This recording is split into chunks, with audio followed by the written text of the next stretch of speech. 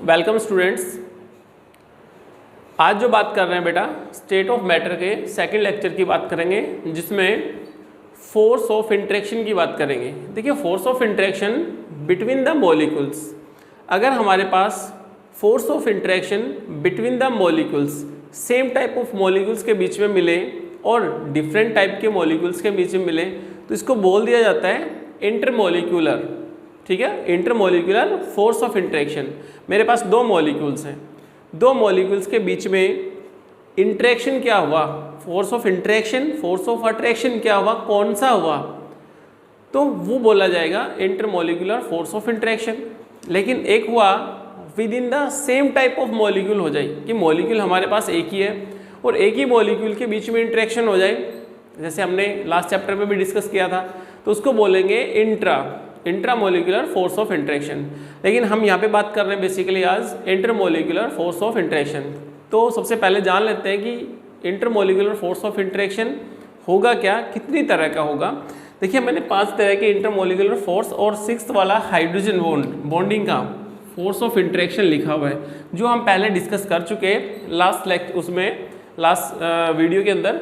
लेकिन आज जो बात करेंगे basically 5 type of intermolecular force of interaction की बात करेंगे। देखिए, पहला जो अपने पास सबसे आ रहा है डायपोल डायपोल इंटरेक्शन। तो सबसे फर्स्ट बात कर रहे हैं भैया, डायपोल डायपोल इंटरेक्शन होता क्या है। बेसिकली दो पोलर स्पीसीज के बीच में, कोई भी पोलर स्पीसीज है, दूसरी भी मुझे क्या लेनी पड़ेगी, पोलर स्पीसीज। दो पोलर स्पीसीज के बीच में जो इंटरेक्शन है, फॉर एन एग्जांपल मेरे पास कोई भी एक पोलर स्पीसीज है जिसपे पॉजिटिव और नेगेटिव चार्ज है, तो दूसरी भी तो मेरे पास पोलर स्पीसीज ही हो। जैसे नेगेटिव चार्ज है तो इसके इंटरेक्शन में कौन सी स्पीसीज आएगी, पॉजिटिव और नेगेटिव, यानी एक पोलर स्पीसीज और दूसरी पोलर स्पीसीज। तो इन दोनों पोलर स्पीसीज के बीच में इंटरमॉलिक्यूलर फोर्स ऑफ इंटरेक्शन होगा, जिसको हमने बोल दिया डायपोल डायपोल इंटरेक्शन। तो इसको समझते हैं भी, डायपोल डायपोल इंटरेक्शन बेसिकली एक फोर्स है अट्रैक्शन का, जो बिटवीन द मॉलिक्यूल्स हो रहा है, और उससे होगा क्या, उसकी फिजिकल स्ट्रक्चर में चेंज होगा, उसके मेल्टिंग पॉइंट बॉइलिंग पॉइंट में चेंज होगा। तो बेसिकली जैसे मैंने कहा कि मेल्टिंग पॉइंट और बॉइलिंग पॉइंट में चेंज हो, एक का मेल्टिंग पॉइंट बॉइलिंग पॉइंट कम है, दूसरे का ज़्यादा है, तो वो किस वजह से होगा, तो कुछ ना कुछ रीजन रहे होंगे। तो उनमें से इन रीजन्स की हम बात कर रहे होते हैं, इसी को बोल दिया गया type of intermolecular force of interaction. तो दो पोलर स्पीसीज हमने ले ली। देखिए, पोलर स्पीसीज कब आएंगी, जब इलेक्ट्रोनेगेटिविटी का डिफरेंस हो, यानी इलेक्ट्रोनेगेटिविटी का डिफरेंस हो। अब बात कर रहे हैं, जैसे हमने एग्जांपल लिया HCl मॉलिक्यूल का, जैसा कि बता रखा है HCl मॉलिक्यूल है, तो HCl में इलेक्ट्रोनेगेटिविटी देखिए, इसकी इलेक्ट्रोनेगेटिविटी 3.0, इसकी इलेक्ट्रोनेगेटिविटी 2.1। तो ऐसा ही दूसरा मॉलिक्यूल हो गया हमारे पास, ठीक है, डिफरेंट भी हो सकता है। तो यहाँ पे इलेक्ट्रोनेगेटिविटी का डिफरेंस भी यहाँ भी हुआ और 3.0। तो इलेक्ट्रोनेगेटिविटी की डिफरेंस की वजह से बॉन्ड्स के इलेक्ट्रॉन किस तरफ शिफ्ट होंगे, जिस एटम की इलेक्ट्रोनेगेटिविटी ज़्यादा हुई। तो इलेक्ट्रॉन क्लाउड, देखिए इलेक्ट्रॉन क्लाउड धीरे धीरे किसका ज़्यादा होगा, क्लोरीन की तरफ इलेक्ट्रॉन क्लाउड ज़्यादा होगा, और हाइड्रोजन की तरफ इलेक्ट्रॉन किस तरफ शिफ्ट हो जाएंगे, क्लोरीन की तरफ। सेम ऐसा ही केस है कि इलेक्ट्रॉन डेंसिटी ज़्यादा कहाँ होगी, क्लोरीन एटम के सराउंडिंग में, और हाइड्रोजन की तरफ मैं छोटा डायग्राम बना दूँ, मतलब इलेक्ट्रॉन क्लाउड किस तरफ शिफ्ट हो गया, बेसिकली मोर इलेक्ट्रोनेगेटिव एलिमेंट्स की तरह। तो हम जो साइन लिखेंगे यहाँ पे लिख दिया गया डेल नेगेटिव साइन, यहाँ पे डेल पॉजिटिव साइन, क्योंकि इलेक्ट्रॉन डेंसिटी शिफ्ट क्लोरीन की तरफ हो रही है। Same case del positive sign, del negative sign. तो यहाँ हुआ क्या कि हमारे पास नंबर ऑफ मॉलिक्यूल्स है, इन नंबर ऑफ मॉलिक्यूल्स के बीच में जो इंटरेक्शन है, बेसिकली जो इंटरेक्शन है, it is known as polar, या बोल सकते हैं डायपोल डायपोल इंटरेक्शन। तो यानी ये जो इंटरेक्शन कहलाएगा हमारा एक तरह का क्या कहलाएगा, डायपोल डायपोल इंटरेक्शन। इसी को बोलेंगे हम डायपोल डायपोल इंटरेक्शन। और ये इंटरेक्शन जो होगा डायपोल डायपोल इंटरेक्शन, तो इसका जो मेन इफेक्टिव रीजन है वो क्या हो गया आपका, इलेक्ट्रोनेगेटिविटी डिफरेंस हो। एग्जाम्पल को सोल्व करके देखते हैं। जैसे मैंने एक PH3 का एग्जाम्पल लिया और एक H2S का एग्जाम्पल लिया, तो यहाँ पे देखिए लगभग एलिमेंट्स जो हमारे पास हैं, यानी कि हाइड्रोजन की इलेक्ट्रोनेगेटिविटी तो सेम हुई, लेकिन फास्फोरस सल्फर लगभग सिमिलर इलेक्ट्रोनेगेटिविटी के हुए, लेकिन यहाँ पे जब डायपोल मोमेंट की बात कर रहे होते हैं तो डायपोल मोमेंट इसका 0.55 और इसका 1.1, ठीक है, लगभग दुगना होगा किसका, H2S का। लेकिन डायपोल मोमेंट ज़्यादा होने की वजह से डायपोल मोमेंट ज़्यादा किसका हुआ, H2S का। तो यहाँ H2S का बॉइलिंग पॉइंट ज़्यादा होता है, ठीक है, किससे, PS3 से। तो हमारा आंसर क्या हो जाएगा, H2S का बॉइलिंग पॉइंट ज़्यादा होगा किससे, PS3 से। सेकंड ले लिया, आयन डायपोल इंटरेक्शन। देखिए आयन डायपोल इंटरेक्शन का जब हम एग्जांपल पढ़ रहे होते हैं तो हमें समझ में आ रहा है कि भैया एक तो आयन हो और दूसरा क्या हो, डायपोल हो। फॉर एग्जांपल हमने NaCl हो सकता है, KCl हो सकता है, उसको हम क्या कर रहे हैं, डिजोल्व कर रहे हैं, डिजोल्व इन वाटर। भाई वाटर के अंदर क्या कर दिया, डिजोल्व कर दिया। तो बेसिकली क्या हुआ कि जो सोडियम के आयंस हैं ये स्प्लिट हो गए, क्लोरीन के आयंस हैं ये स्प्लिट हो गए। तो सोडियम के सराउंडिंग में नंबर ऑफ वाटर मॉलिक्यूल्स होंगे, इसी तरह से क्लोरीन भी आयन हो गया, मतलब आयनिक स्पीसीज तो क्रिएट हो गई। तो यहाँ पे बात समझ में आ गई, आयन के साथ डायपोल इंटरेक्शन होना चाहिए। तो आयन के साथ हम डायपोल इंटरेक्शन, वाटर के साथ इंटरेक्शन देखेंगे तो सोडियम के सराउंडिंग में वाटर मॉलिक्यूल इस तरह से कॉन्टेक्ट में आएंगे, वाटर का ऑक्सीजन डेल इलेक्ट्रोनेगेटिव एलिमेंट, मतलब इलेक्ट्रोनेगेटिव एलिमेंट कैटायन के कॉन्टेक्ट में होगा, ये डेल पॉजिटिव साइन से हमने इंडिकेट कर दिया। इसका मतलब क्या हुआ कि वाटर मॉलिक्यूल्स इसको सराउंडेड, मतलब घेरे हुए हैं, किसको घेरे हुए हैं, सोडियम आयन को। तो हमने देखिए नेगेटिव, मोर इलेक्ट्रोनेगेटिव एलिमेंट है और सोडियम अपने पास है एज ए कैटायन हो गया। तो दोनों के बीच में जो इंटरेक्शन होगा, ये इंटरेक्शन एक तरह का, इस तरह से वाटर मॉलिक्यूल होगा, इस तरह से भी वाटर मॉलिक्यूल होगा। तो ये वाटर मॉलिक्यूल से सराउंडेड होगा sodium ion, ion dipole interaction. और वाटर मॉलिक्यूल कैसा, एक तरह का डायपोल, डायपोलर का मतलब क्या है, पोलर स्पीसीज है, पोलर स्पीसीज क्योंकि पॉजिटिव और नेगेटिव चार्ज है। इलेक्ट्रोनेगेटिविटी हाइड्रोजन की 2.1 और ऑक्सीजन की इलेक्ट्रोनेगेटिविटी है, उसके बाद नाइट्रोजन, ऑक्सीजन। तो ऑक्सीजन की इलेक्ट्रोनेगेटिविटी हमारे पास क्या क्या होगी, ज़्यादा होगी। हम इस तरह से देख सकते हैं, कार्बन, नाइट्रोजन, ऑक्सीजन और फ्लोरीन 4, 3.5, 3.0, 2.5। तो ऑक्सीजन की इलेक्ट्रोनेगेटिविटी कितनी है अपने पास, 3.5। मीन्स इलेक्ट्रोनेगेटिविटी की डिफरेंस की वजह से ये तो कैसी स्पीसीज क्रिएट हो गई, पोलर, और आयन बन गया। तो हो गया अपने पास आयन डायपोल इंटरेक्शन। अगर मैं क्लोरीन की बात करूं तो क्लोरीन को वाटर मॉलिक्यूल इस तरह से सराउंडेड रखे होंगे, यानी वाटर मॉलिक्यूल से सराउंडेड होगा भी क्लोरीन सराउंडिंग में। तो इसका मतलब क्या है, अब जो स्ट्रेंथ है, स्ट्रेंथ डायपोल मोमेंट की, वो किस पे डिपेंड करेगी, चार्ज पे। भाई चार्ज ज़्यादा हो तो स्ट्रेंथ ज़्यादा बनेगी, या साइज ऑफ कैटायन और साइज ऑफ एनायन, यानी एनायन और कैटायन पे चार्ज ज़्यादा अगर होगा, यानी प्लस चार्ज ज़्यादा होगा या माइनस चार्ज ज़्यादा होगा, और साइज, इसका मतलब कैटायन का साइज अगर स्मॉल है तो इंटरेक्शन ज़्यादा होगा।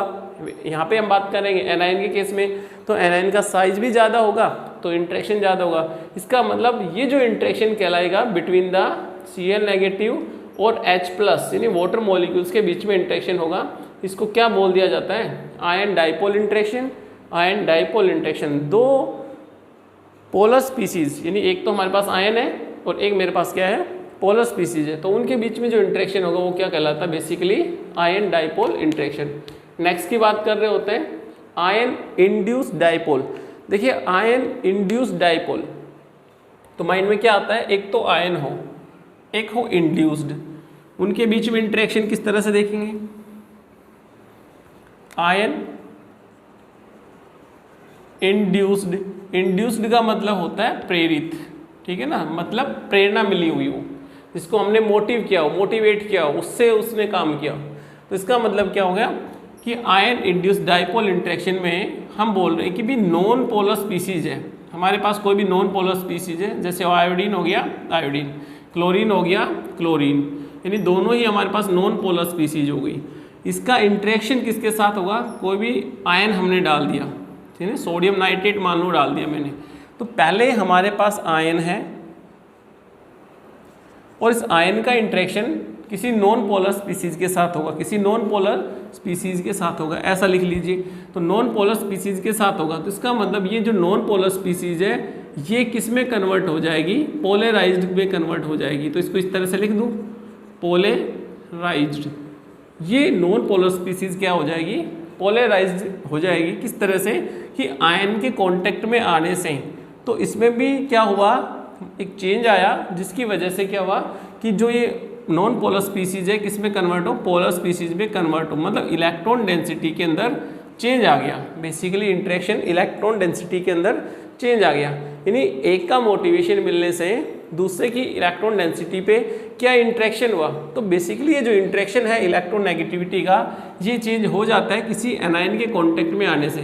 तो ये जो इंटरेक्शन होगा in between the molecules, in between the ions, तो इसको बोलेंगे इस आयन से प्रेरणा पाकर ये नॉन पोलर स्पीसीज किस में कन्वर्ट हो जाती है, पोलराइज्ड स्पीसीज में कन्वर्ट हो जाती है, यानी पोलर स्पीसीज जैसा बिहेव करने लगती है। क्योंकि अब ये कैसा हो गया, अगर मैंने साइन रख दिए तो पोलर स्पीसीज, तो पोलर स्पीसीज में कन्वर्ट होने के लिए हमने बोल दिया कि भैया आयन इंड्यूस्ड डाइपोल इंटरेक्शन। तो अपना बेसिकली क्या हो गया, ये ion induced dipole interaction. Point number 4 की बात करते हैं, डाइपोल इंड्यूस्ड डाइपोल इंटरेक्शन। तो इसका मतलब हुआ एक डाइपोल स्पीसीज है, कोई भी डाइपोलर स्पीसीज ले ली हमने, और दूसरी क्या है, नॉन पोलर स्पीसीज ले ली, नॉन पोलर।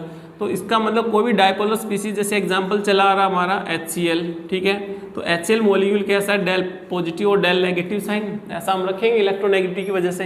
लेकिन नॉन पोलर स्पीसीज जैसे एग्जांपल में अपने पास noble gas atom, noble gas atom. तो नोबल गैस एटम कैसा हुआ, नॉन पोलर। किसी पोलर स्पीसीज के कांटेक्ट में अगर कोई भी नॉन पोलर स्पीसीज आई तो हो सकता है इलेक्ट्रॉन डेंसिटी, उसकी इलेक्ट्रॉन डेंसिटी शिफ्ट हो जाए कि यहाँ पे इलेक्ट्रॉन डेंसिटी, जैसे मैंने हीलियम का एटम माना हुआ है, तो एक टाइम ऐसा आएगा कि इलेक्ट्रॉन डेंसिटी किस तरफ शिफ्ट हो गई, अपोजिट डायरेक्शन में शिफ्ट हो गई। तो ये जो एटम है इसकी इलेक्ट्रॉन डेंसिटी शिफ्ट हो गई, ठीक है, मतलब इलेक्ट्रॉन क्लाउड चेंज हो गया इसका।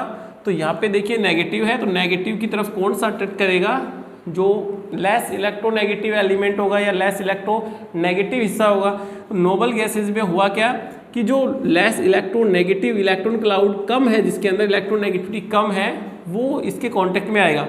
तो ये जो इंटरेक्शन कहलाएगा, ये एक तरह का कहलाएगा अपना डाइपोल इंड्यूस्ड डाइपोल इंटरेक्शन।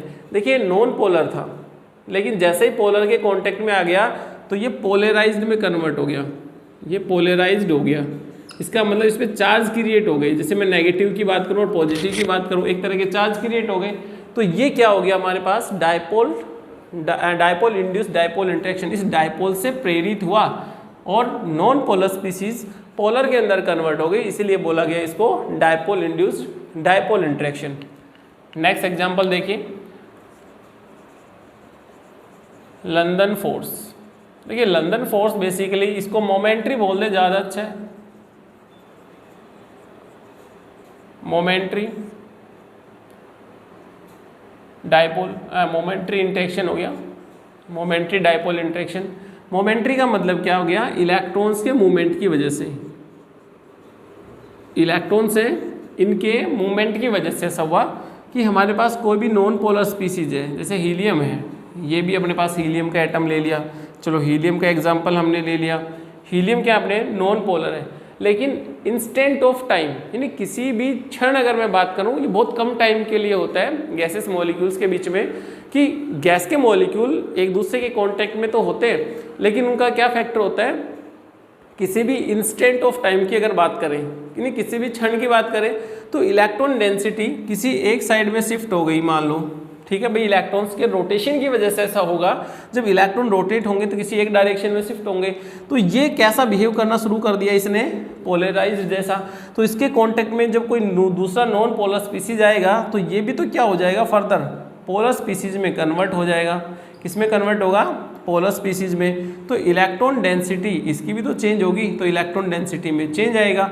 तो दो नॉन पोलर स्पीसीज हैं जिसमें से अगर इंस्टेंट ऑफ टाइम इलेक्ट्रॉन के मूवमेंट की वजह से वो स्पीशीज पोलर में कन्वर्ट हो गई तो इसके कांटेक्ट में अगर दूसरी स्पीशीज आएगी, दूसरा एटम आएगा तो वो भी क्या हो गया, पोलराइज्ड हो गया। जैसे हम एग्जांपल करें गैस का, हाइड्रोजन गैस है, नाइट्रोजन गैस है, हीलियम गैस है, आर्गन गैस है।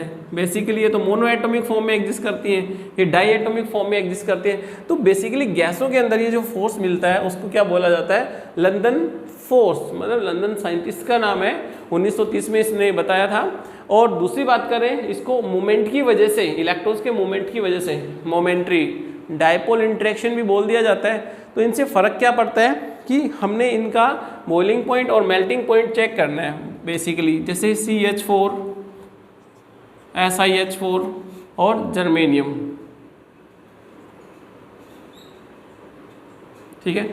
तो इनके हाइड्रेट्स हैं कार्बन, सिलिकॉन और जर्मेनियम। तो इनके मेल्टिंग पॉइंट और बॉइलिंग पॉइंट की बात करें तो on moving down the group अगर चलेंगे तो इनका मेल्टिंग पॉइंट भी बात होगा या फिर बॉइलिंग पॉइंट में ये क्या होगा, फर्दर इंक्रीज होगा। इंक्रीज क्यों होगा, क्योंकि on moving down the group अगर चलेंगे तो एटॉमिक साइज बढ़ेगा, और एटॉमिक साइज बढ़ने से जो इंट्रैक्शन फोर्स है, एक तरह का लंदन फोर्स है, वो गैसों में बढ़ता हुआ चला जाता है। तो इसी वजह से इनके मेल्टिंग पॉइंट और बॉइलिंग पॉइंट में भी चेंज आएगा। तो बेसिकली इस तरह के क्वेश्चन हम किससे सोल्व करते हैं, लंदन फोर्स से सोल्व करते हैं, इंटरमोलिकुलर फोर्स ऑफ इंट्रैक्शन से सोल्व करते हैं। तो मेल्टिंग पॉइंट और बॉइलिंग पॉइंट में चेंज है, फिजिकल स्ट्रक्चर्स में चेंज है, तो बेसिकली टाइप ऑफ इंट्रैक्शन की वजह से ऐसा हुआ। लेकिन जैसे देखिए बता रखा है 6 हाइड्रोजन बॉन्ड का केस हमने पढ़ा था, ठीक है। यहाँ पे मैं डिस्कस नहीं करूँगा। HF मॉलिक्यूल, हाइड्रोजन है, HF मॉलिक्यूल, दूसरा भी मेरे पास क्या आएगा, HF मॉलिक्यूल। तो HF मॉलिक्यूल दूसरा भी मॉलिक्यूल हो गया, इनके बीच में बॉन्ड एंगल भी 140 डिग्री का होगा, एंड सो ऑन, ठीक है। तो इसका मतलब इन बिटवीन द मॉलिक्यूल्स जो हमें हाइड्रोजन बॉन्डिंग मिलती है, हाइड्रोजन बॉन्डिंग मिलती है, तो ऐसे को क्या बोल गया, hydrogen bonding between the molecules. तो इसका मतलब क्या हुआ, इस हाइड्रोजन बॉन्डिंग की वजह से जो सब्सटेंस उसकी प्रॉपर्टी चेंज हो गई। अगर इसी का एग्जांपल लूँ, जैसे HF, HCl, HBr, HI, ये तो है हमारे पास गैसेस फेज में एग्जिस्ट करेंगे, और ये क्या है भैया, लिक्विड फेज में एग्जिस्ट करेगा। लास्ट लेक्चर में भी मैंने काफ़ी डिस्कस किया था, ये आपके हाइड्रोजन बॉन्डिंग में, chemical bonding and molecular structure वाले टॉपिक में है, तो आप लोग वहाँ पे भी देख पाओगे इस बात को। तो देखिए ये लिक्विड फेज में एग्जिस्ट क्यों करता है, क्योंकि मॉलिक्यूल्स के बीच में जो इंट्रैक्शन हुआ, ये भी एक तरह का क्या हुआ, इंट्रैक्शन। हाइड्रोजन बॉन्डिंग बोलेंगे इसको, लेकिन इसको क्या बोलेंगे, डायपोल इंट्रैक्शन हुआ। बेसिकली हाइड्रोजन बॉन्डिंग का केस है, लेकिन है तो ये भी डायपोल टाइप इंट्रैक्शन, लेकिन पुअर डायपोल इंट्रैक्शन। इसी वजह से इंटरमोलिकुलर फोर्स ऑफ इंट्रैक्शन ज़्यादा हुआ HF मॉलिक्यूल्स में, मॉलिक्यूल्स पास आ जाते हैं, और ये लिक्विड फेज पे एग्जिस्ट करता है, जहाँ पे ये गैसेस फेज में एग्जिस्ट करते हैं। तो it is all for today. आप लोग इसको पढ़ के देखेंगे, नेक्स्ट लेक्चर में हम फिर फर्दर बात करेंगे आगे।